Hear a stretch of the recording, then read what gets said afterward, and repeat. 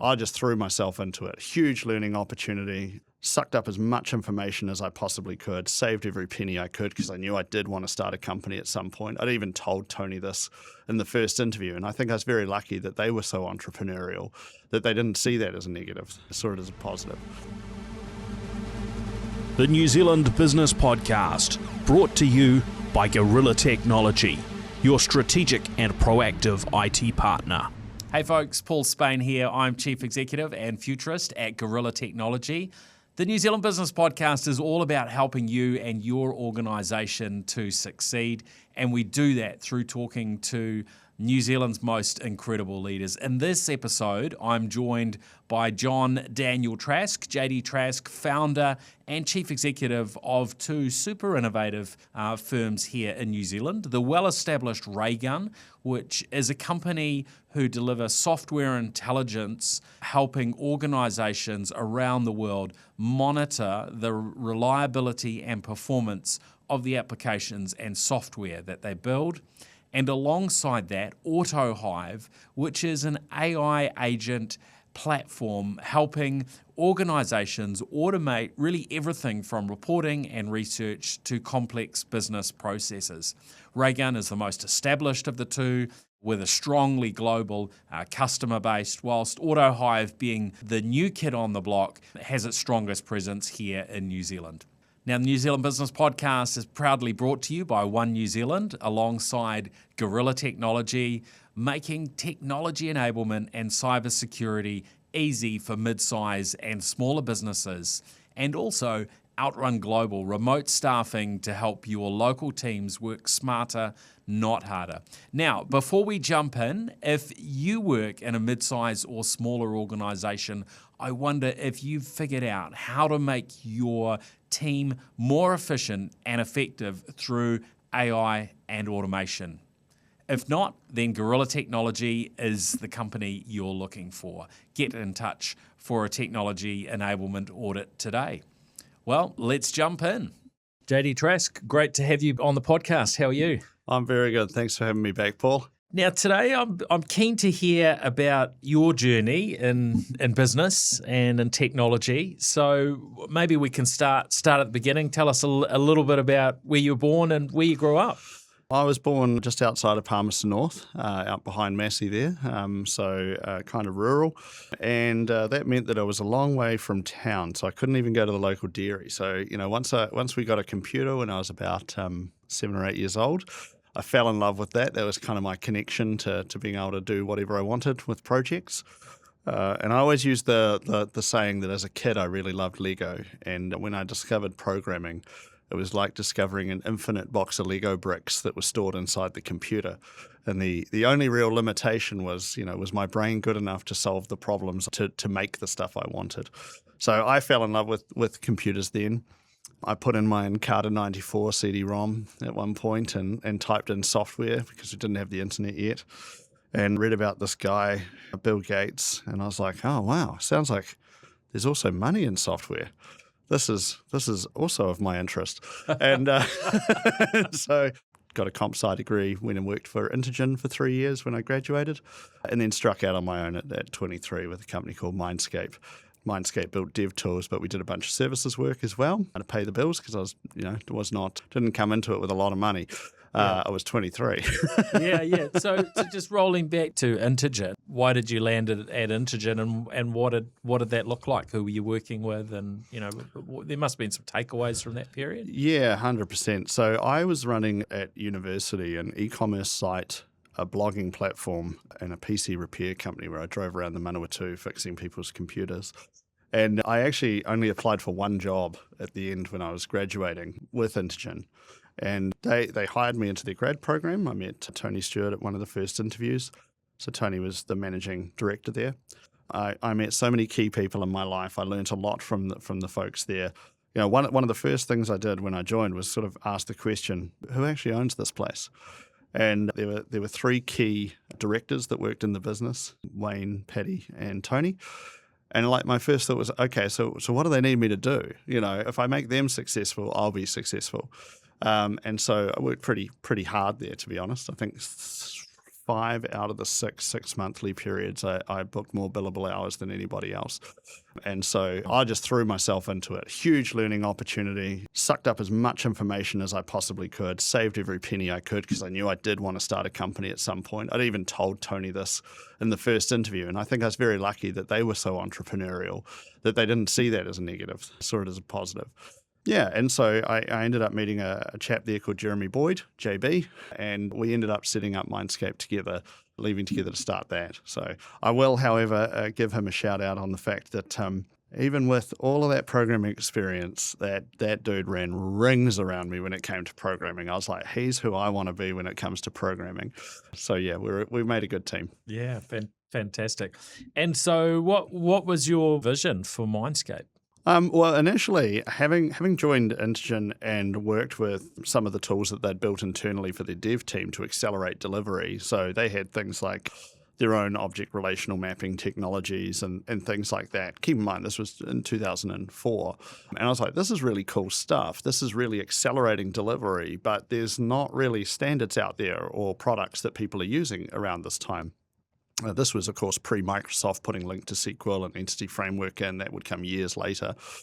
And so we decided to focus on developer tools to accelerate the delivery of software. We built a range of different products that we sold mostly internationally still, which was great. Everything was priced in USD. That was back when the New Zealand dollar was at about 85 cents, I think. So it's come down quite a bit. Yeah, so we sold those products, but we were really bootstrapped. So we also did joint venture work. So we teamed up with Natalie Whitaker and the Movac folks to deliver things like Give a Little. So we were a shareholder and creator of that platform. We also built a business valuation company, an inbox mining business, a few different things like that while we were sort of figuring it out.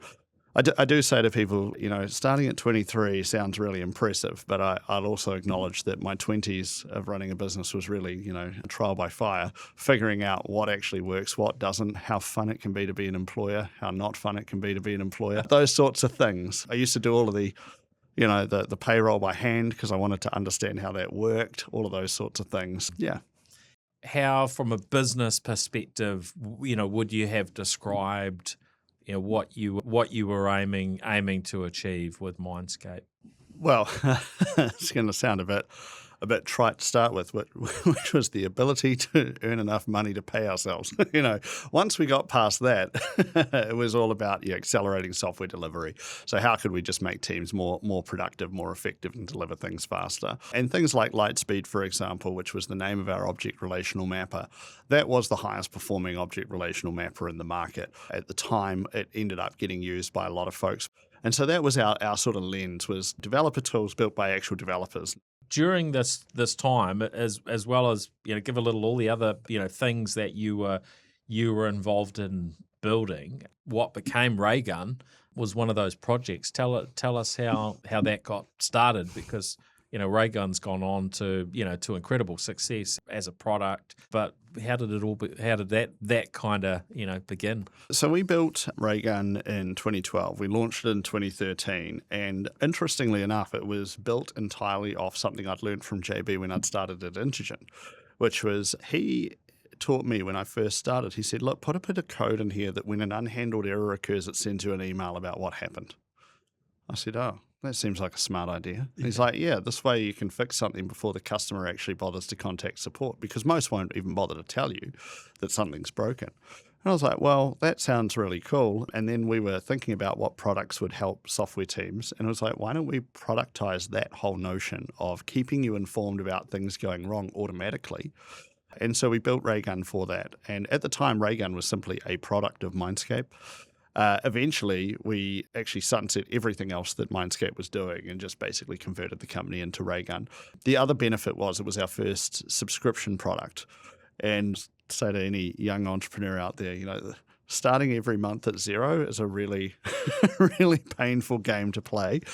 Knowing that you're starting the month with a certain amount of revenue kind of booked is a game changer. So that really helped. We were observing things that were happening over at zero and kind of going, okay, that model looks really good. I like the way that works. It was very predictable, very easy to, people were putting together really good stuff on SaaS metrics. We learned how all of that worked.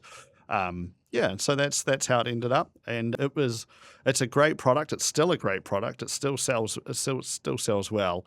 And I mean, in terms of making that decision, this is a really, a key point in the future of Raygun, Mindscape, for all of your staff, shareholders. Was it just the two of you at that stage as the shareholders, or? Yeah, at that stage it was. So we raised a little bit of capital in 2014, which was the first capital since starting my business career in 2007 that we'd brought on. As I say, we bootstrapped the business, and our actual starting capital had only been $10K per founder.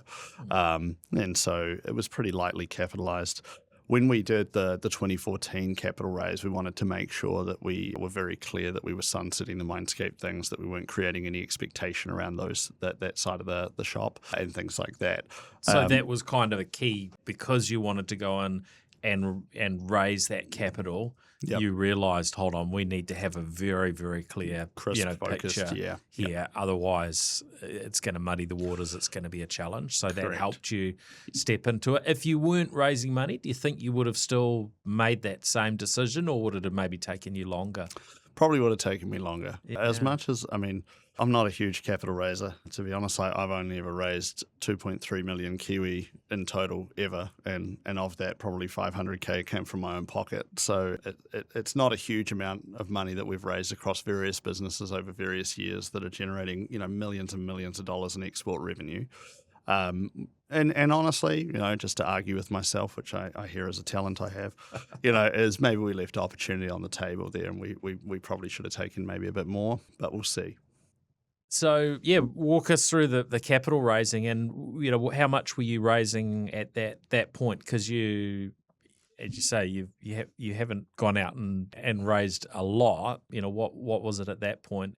So when we kicked off that first raise, we had loaded in about $1 million in commitments. And so a lot of that was coming actually from people that we'd done joint ventures with previously. So this was a great opportunity to kind of continue to work with people that we'd worked with before.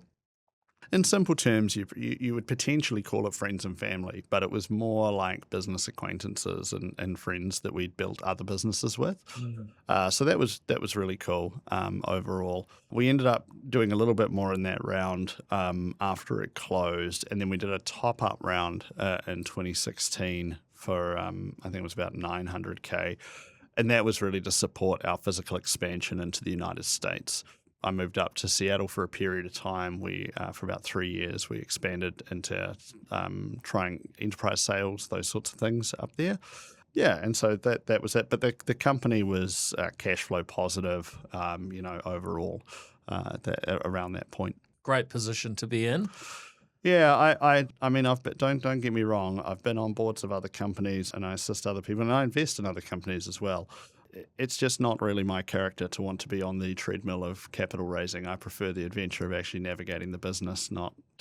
I don't empathize well with the people who are like, every 6 to 9 months I'm out here raising capital. Yeah, maybe we can delve a little bit into the US time. Yep. Tell us about the trigger. It's a pretty big deal to decide to up and move to the US. What age were you at that point? I can't do the math. Probably my mid-30s-ish. Yeah. So moved up there, moved to Seattle. In retrospect, and I like to try and be as transparent as possible with folks. Like, what did we get right and what did we not get right? What we got right was me being in Seattle was probably a good thing. I built relationships across Amazon, Microsoft, all those things. Building a sales team in Seattle was probably not a smart idea in terms of just pure cost of folks in that area. Yes. I had people saying, look, if you'd built this in Arizona, it would have cost you about a third the amount, and been more effective. What we also found up there that worked was that the sales motion did work for us, but it didn't actually generate revenue any faster than product-led growth did. And so we ended up shifting from more of an enterprise sales motion into how would we have stronger customer success and support. So leave product-led growth to actually acquire the customer, followed by expansion driven by a CS and account management function. So that side of things, for what we learned, went pretty well. Yep. Now, for someone who's not familiar with the software business, what explain what that would look like in terms of product-led growth? Yeah, sure. So product-led growth I often think of as being the product kind of quote-unquote sells itself. So how do you make it so that a person who is signing up and just having a tinker or is curious is not confused or overloaded, that the onboarding is smooth, but then that you put in growth loops. So for example, do you make it easy enough to add the team? Is there an incentive for adding the team? Is it something that just works? And so that's where you get the product-led growth. The reverse of that being a more traditional sales process, maybe where you have sales development reps or business development reps, so SDRs or BDRs. These are the people that are, dialing for donuts. They're calling out to people. They're sending emails. They may be also trying to qualify inbound leads as well before handing it to an account executive to work the deal, if you will. What we found is you obviously put in place a whole lot more humans, and that has a whole lot more cost. And as I say, they were actually closing larger deals. But what struck me as interesting was that the actual slant of the revenue line didn't really move. It just shifted to less bigger deals, if that makes sense. So it was making the total dollars work, but it was kind of like, but this is much less efficient than what we were already doing. Yeah. What should we do? Yeah. Now, I didn't end up shutting that down out of any sort of necessity, but around the end of 2018 was the birth of my first child. So we decided to move back to be closer to family. And then with COVID hitting, we still had some folks up there, but largely it was very difficult, obviously, to manage a foreign team at that point. And so we had trimmed that down. Today we've got some people in the US again, but not in the sales capacity overall. So lessons were learnt. We did acquire the revenue off the back of it, and it's certainly probably a learning for me to take into future businesses and things we're doing. Yeah. Walk us through what the growth sort of looked like, and what that enabled you to do as your revenues kept sort of building, because there's a recurring revenue business. It's pretty significant when you start building a good recurring revenue base, right? Yeah, so it was nice to sort of shift to being in charge of our own destiny, so past the first few $1 million in annual recurring revenue. The other thing that we found is while post-COVID we certainly saw an uptick in churn with business failures, overall Raygun is a very, very sticky product. Our very first customer from 2013 is still with us. The lifetime value of the customers on there is huge. And even that churn, as I say, with companies shutting down sort of post-COVID, that really only affected the sort of startup sort of layer of the customer base, which was significant, to be fair. I don't want to underplay it. Nobody likes to see churn tick up, but there's also very little you can do to actually control a company that's going out of business. So that was good. We also, this kind of blends the last two questions, but I'll share this as a story and one that I maybe saves some other people making my mistake. Our very first enterprise customer was Nordstrom. And for those Kiwis who don't know, Nordstrom is a massive department store across the United States. And they reached out and said to us, hey, we're looking at using Raygun. What's it going to cost? And we're like, oh, shoot, first enterprise. This was before I went to the United States as well. And I said, what's it going to cost? So we're like, oh, shoot, what's a big number? So we pulled out $25,000. Nothing, right? Absolutely nothing in retrospect. But we pitched them $25K and they were like, okay, cool. Yeah, we'll do that. So they put Raygun in, and I ended up going to the US with Jeremy, and we met up with them and had a conversation. We ended up, and we do this with a lot of customers. In fact, it was one of my frustrations with the sales team. They'd always say, oh, this is JD's friend. And I'm like, they might be my friend, but they started as a customer, and because I engaged with them enough, we are now friends. And I wanted to really instill that within the sales and CS people. Is like, you can build a relationship, a friendship off business first. Anyway, got friendly with them, and I was chatting with one of their team, and I had two questions. Firstly, how'd you hear about us? And secondly, what do you think of that price? And he said, well, firstly, you heard about us through a podcast. So, hence do podcasts. They can make you money. And he was driving to work and he heard me on Scott Hanselman's Hansel Minutes podcast. And he was like, oh, we have this exact problem with our web platform. I'll put in Raygun. And again, back to product-led growth, he said it was great. He said, I got in and 15 minutes later, I got full error tracking. Like, this is fantastic. And I said, okay, now what about that price? And he said, yeah, you got to figure out your pricing. I said, well, what should I learn? And he said, well, if you'd put another zero on that, no one would have even blinked. I was like, so I could have charged you $250,000. He's like, yeah. He said, the other thing that stood out was he said, nearly everything else we buy, the first thing that customer does is send multiple consultants to our office to spend like the next 2 months with us getting this set up. And I said to him, I was like, well, should we have done that? And he's like, not really. He's like, I think this is actually a strength that you should sell, because he's like, it did only take 15 minutes to set up. And most of our sort of mind space, often when we're looking at products, is, God, how painful is this going to be to actually get in here? So that was something that we really sold well to them, and a lot of lessons to be learned. Yeah. How were you able to then, take that learning? Obviously, you've got an existing relationship in place at a particular level, but take that knowledge on board for future enterprise deals. But also, if you're able to, how did you then navigate that with Nordstrom in terms of, how do we make this more, a more commercially viable relationship, and that it didn't stay on mates rates forever? Well, to be fair to them, it wasn't on mates rates. It was on chump change, because I was the chump. So even the Nordstrom deal actually made a fair bit of money. We did increase the price over time a little bit, nowhere near the 10x like we could have. But to be honest, like, I often look at these situations and I think the value of the learning of the conversations I had there is significant. In fact, in many ways, it feels very similar to how I was learning a lot at Intergen when I joined there. I could have stayed doing stuff myself. And that's why I said I was glad that I didn't, because they really helped inform me about the value of what businesses see, the real numbers that are going on, and I learned so much from that. And so that's probably worth more than just trying to lift the price on the customer. Yeah.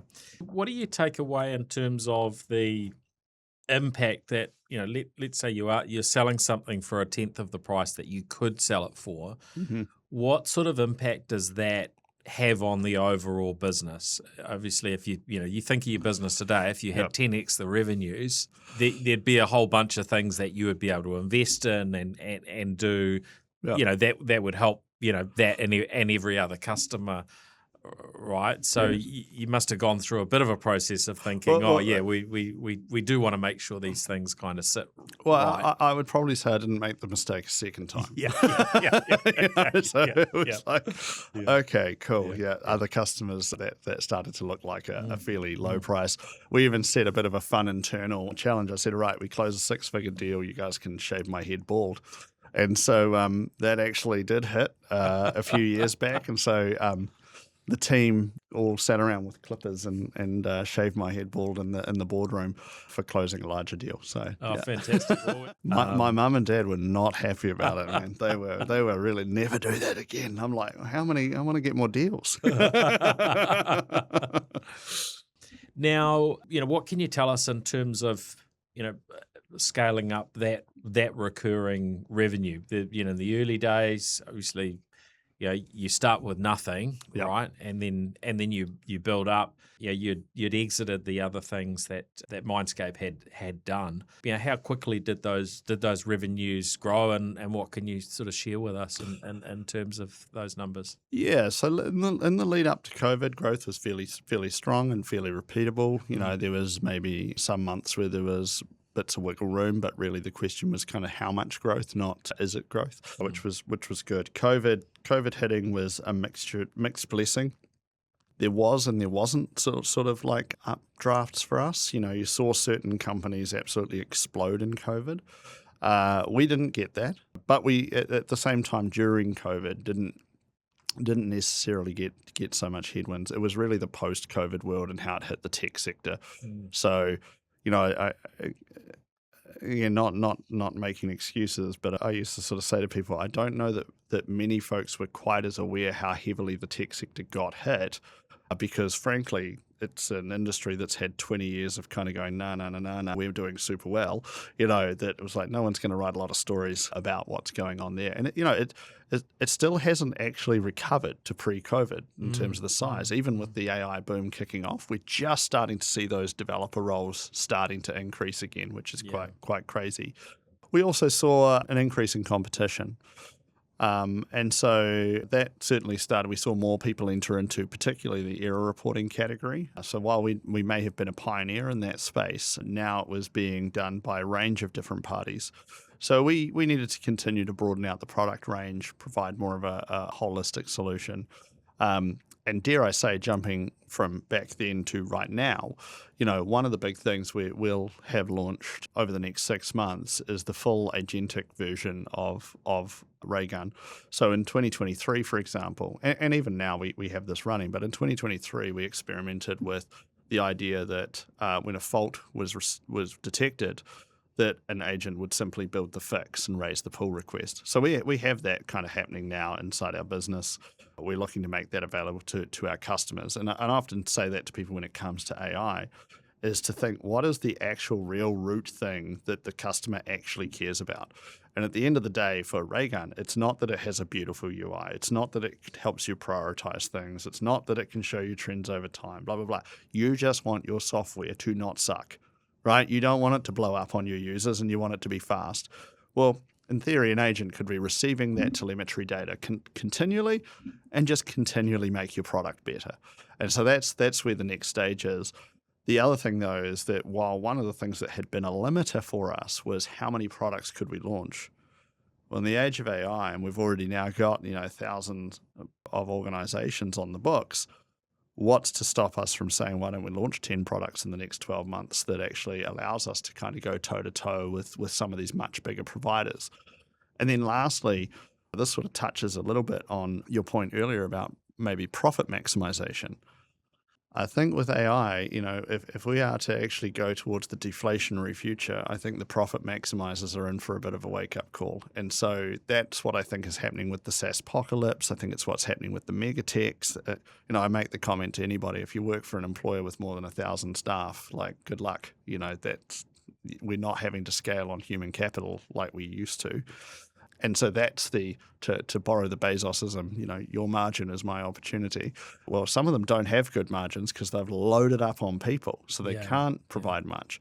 And even through the SaaS apocalypse, it's like, I don't think it's that necessarily that AI might eat a lot of SaaS, but it's been that we have continued to grow SaaS companies under this belief that at any point they can flip to profitability. Now, kind of done that with Raygun the whole time. But a lot of these companies are still losing money hand over fist. And so now they're having to demonstrate that they can, quote unquote, flip to profitability. And it turns out all their money is being eaten by salary costs and stock-based comp. And so you're just seeing this absolute bleed out occurring across a lot of these SaaS companies as they kind of go, you're shifting from being valued on a revenue multiple to a classic EBIT multiple like it probably should have always been. Now you've got this dual focus now. You've got Raygun and you've got AutoHive. Walk us through how AutoHive came about. I'm an engineer at heart. I don't write code during the week, but I do love coding and thinking about software and systems. So 2023 kind of comes along, the ChatGPT moment plays out, and I was like, didn't know how, to be super clear, but I was like, this changes absolutely everything. And so I had our all hands in March 2023. And, to be honest, normally I go in there and I say, right, team, here's where we want to be in a year's time. Let's figure out how we get there, rah, rah, rah. And all I knew was that actually it was kind of like a base law of physics had changed, and I didn't know what it was gonna do. And so I was feeling a little bit of stress because I was thinking, God, those sorts of meetings, to me anyway, I feel like that is my time to shine, to really rally the troops, behind something, and I don't have a really clear picture to sell them. And so I shifted gears and I thought, rather than actually painting a picture for the future, I'm going to go and do a retrospective on how different business leaders had handled substantial change when it was occurring. So we walked through stories like Jeff Bezos leaving the hedge fund when he saw, I think it was 2,400% annualized growth rates in the internet, and sort of saying, hey, when you see that sort of growth rate, there's something to it. We analyzed, Bill Gates's, internet tidal wave memo. We talked about all these concepts and what we had to do. So really more sort of set the scene that not only were we going to have to think really hard about what was going to change, we were also going to have to invest a lot in our people. So in May 23, we paused for a week. And what we did was we the first few hours of Monday morning, I had the whole company do our software engineering hiring test, but they were allowed to use ChatGPT. And so suddenly, bookkeepers, customer success agents, that everybody was passing an engineering test. And might brag a little bit here, but like we have a bloody high bar on engineering talent in our business. It's where, I've always wanted to attract the people who want to work on hardcore stuff. And so the fact that everybody could pass that test was a real, oh my God, kind of moment for particularly the non-engineers. And then we broke everybody up into separate cross-functional teams, and we built agents for the whole rest of the week. And the idea was to present them on Friday at midday over sort of a brown bag lunch. And we already had people running local models with speech to text, text to speech, asking questions about how the company operated, what are the processes for this, and it would talk back and all of this. And it really sort of helped open the eyes to the potential of what was happening. And it did do what I was hoping, which was help us have higher caliber conversations. Suddenly people were like, no, I know what an agent is because I built one last week. I know where the limits were. I know what hallucination is. I know why I wouldn't trust this, or how to strengthen some of these prompts.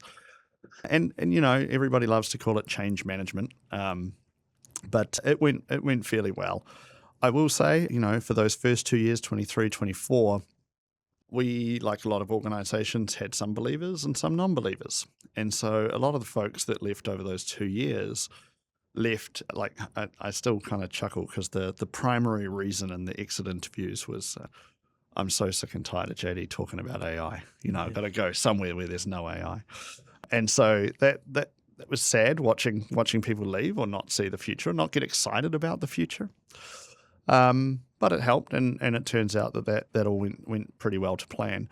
In 2024, I was sort of starting to look at what the strengths and weaknesses were of using these different AI tools, and I largely mapped out like where are the weaknesses for me as a business leader on how I both run our company and how the company operates with AI. But I largely felt at the time in 2024 that this was the missing piece for how I would operate the company. Put another way, I was going home in the weekend and doing, research into AI, and I'd be using, say, the coding agents. I was like, these things are bloody fantastic. And then I'd put my CEO hat on Monday and be like, oh, cool, Gemini can summarize a 2-sentence email. Like, what the hell is this? This is not the future. Yeah. So it was like, no, how do we run a company this way? So we built AutoHive through the end of 2024 and early 25. We were dog fooding it ourselves, and I was having conversations with people because there still is a lot of non-believers around AI, but it'd be like, but how are you achieving some of these things? And I would explain to them what we were doing. And there was an increasing demand to say, well, can I see this? Can you show me this thing? Can you, no, sure. Okay. So we decided we would launch it as a product. And so we launched that in late June 25. So we're just coming up to 1 year of the product being out there. It's doing really well. Our own team uses it a lot. And the thing that's different between AutoHive and Raygun is Raygun sells definitely into a tech team. It is used by software developers, product managers, SRE people, those sorts of things. AutoHive is for business. So we created an agent creator where it's like, if you can literally just describe a thing you want to happen, it will build the agent for you. So that no code element where it's like, hey, yep, lean on us for our tech expertise. So even if somebody wants a hardcore agent talking to a database, we can guide your tech folks through it. But really, we're also an interface to the team members who are not total nerds and just would like a helping hand. And so, yes, there are specialized agents that will do things like code reviews for you and, your banking stuff for you and all sorts of stuff. Whatever you can imagine, it can do. But we now have these two brands. So we're going to surface, for example, the agents and capabilities under the Raygun brand that sell into tech teams rather than muddying the water purely by saying, hey, come to our everything product over there. But yeah, uptake of that's been really good. It helps drive our company. You might have seen things recently about how some of the mega techs have been tracking tokens of use by users in the company. Now, we were doing that 2.5 years ago, but never incentivized it. Never said, hey, we'll pay you a bonus if you use more tokens. It was more about helping understand who in the business needed more training. just kind of going, hey, if you're near the bottom of the table, it's more likely that you just haven't quite clicked yet to how to work with this. And so it was a positive vibe more than a negative. That's really good. And talk to us a little bit about launching a whole different business in AutoHive. Mm-hmm. How have you looked at this in terms of, do you focus more on establishing in the New Zealand market, or do you take that sort of full, global approach and be up against some really big giants in the market? What's been your approach? Yeah, so I'll start by saying first and foremost the goal is international. So Raygun, for example, is 93% export based. And at the risk of touching on politics briefly, I fundamentally believe that if New Zealand wants to be prosperous, it all comes down to having strong trade surpluses. It's not about how to weaponize tax against each other. Like, that's just dumb. We just need to sell more to the world than we consume, and ideally sell a lot more to the world than we consume.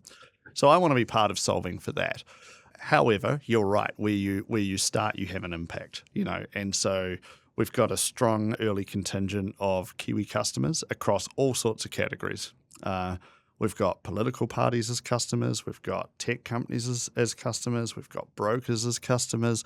As I say, it's a generalized business platform with the domain-specific elements are usually in the agents. That's what I say. Is I think the idea of sort of having these hyper-verticalized agents will be something that's relatively short-lived. So if you're a company that, makes AI for window cleaners, it's like that's going to be subsumed really quickly into something that's more of a broad platform. However, the challenge is how do you make sure that the onboarding and learning is focused enough for a person in a vertical? So that's been our challenge. So we have a marketplace, for example, with AutoHive, where you can go and check in different categories, pick up different agents to solve different problems. In fact, you can even publish your own agents to provide to other people. In there. So right now, the AutoHive brand is probably in reverse of the Raygun one. So it's probably more like 7% international sales and 93% domestic. That's fine, though, at this point. We haven't spent a lot of money trying to go global with that brand. You're right that there is a huge amount of money being spent overseas. Give listeners an example. I talked to a YouTuber, semi-prominent, but this is still a niche, about AI, and it would be about $40,000 US to sponsor an episode. To say, hey, you're going to get a 10-second read in here. So that folks are spending a lot to break in there. We're leaning a little bit on the PLG side of things. The marketplace stuff is working really well, though, in terms of driving awareness. And then I was chatting with somebody actually on the way here. Kind of the standard business approach of, okay, now what we do is we look at the funnel, we find where the biggest drop-offs are, and we just work relentlessly as a team to keep, destroying those blockers, making the product better. Yeah, that's great. How have you made the decisions around what are the top things to focus on and to build out for your customers? Well, I always say to the team that before we ship, it's like 98% vision. And once you ship and you're in contact with the customers, it should become 90% what is the customer pain that has to be resolved, because you don't want the arrogance of your way of working to not apply elsewhere. And so we've just been relentlessly buffing out any of the things that are confusing to people, making it better in there overall. The product-led growth stuff in particular, and we'll take a step down into this because the audience might find this interesting. It's things like saying, hey, AI is expensive. Okay, so we have a freemium model with AutoHive. You can sign up for free. We don't have that with Raygun. If you then invite team members, we'll give you even more free credits. If you actually make agents and publish them, we'll give you more free credits. And so we try and create this thing where it's like, this is a safe place to come and use AI. Second of all, I want to be clear, this is actually a little bit of a difference between the Raygun brand and the AutoHive brand. Within Raygun, you're familiar with software developers. if you send them a note and said, "Hey, do you want to jump on a call with a salesperson?" Straight to spam, right? But right now within AI, everybody's trying to figure it out, and so people are really hungry for that human connection. Actually, teach me how to use this. Yeah. So we've been running events for the last year across New Zealand, training people. We've probably trained well over 1,000 people on using AutoHive and AI in general. And I do say that to people, which is a lot of what is on AutoHive is portable. I just want to see Kiwis really level up their understanding. This is a magical, magical technology. And so the more of that I can help drive into New Zealand, the better. Those are really good, by the way.